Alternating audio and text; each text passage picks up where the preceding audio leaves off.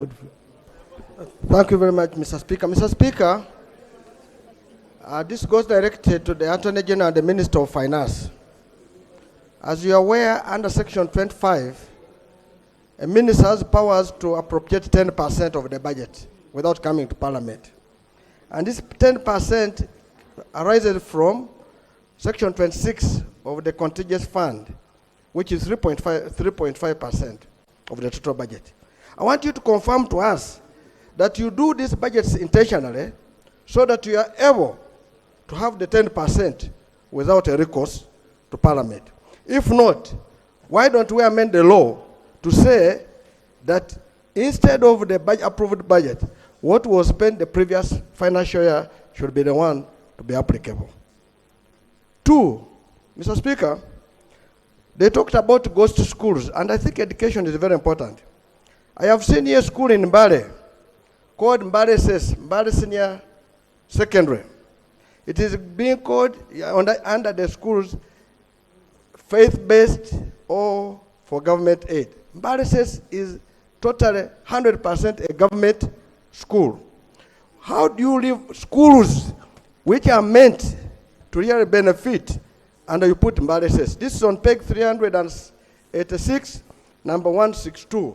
I want the committee to explain to us how they brought in a ghost school, which is already a government what?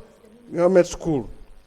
In fact, we would propose maybe that money is applied to start Mbale University, which all of us are clamoring for.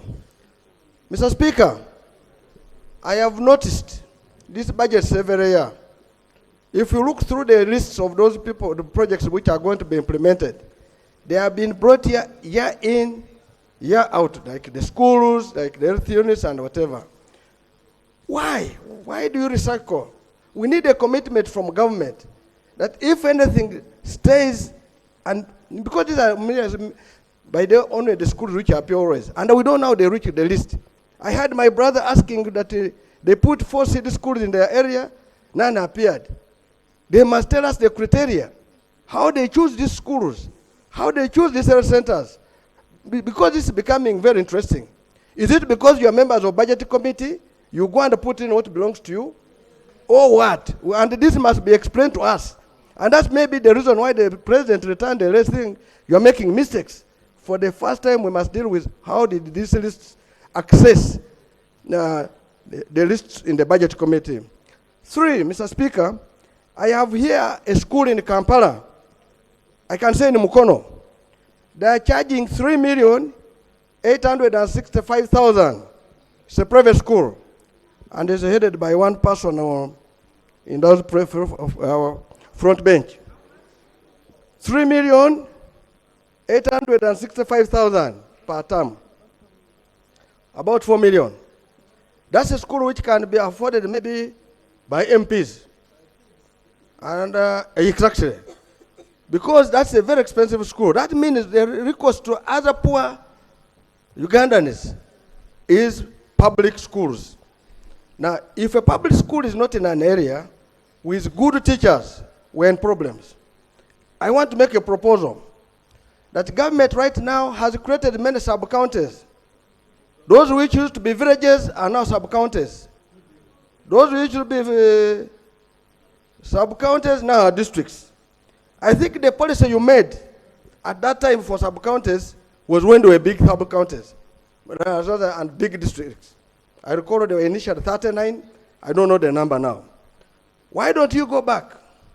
We review, because you can either put a school here, secondary school, yet it is in this village, and in the next village, you put a secondary school. Where will you get the children? Where will you get the teachers? I think we should go to the drawing board and review the policy urgently. Where sub-counties have become villages have become sub-counties operations, we look at the distance, we look at the population, and every area will be served. I was in a government school in those years of ours. That was called Busoga College. We would travel school longer distances. And why you are doing this, you are even creating zero grazing. You are bringing people who are not knowing the world. I moved from another district, another tribe. Mr. Speaker, can I know information? Because it looks a very interesting topic.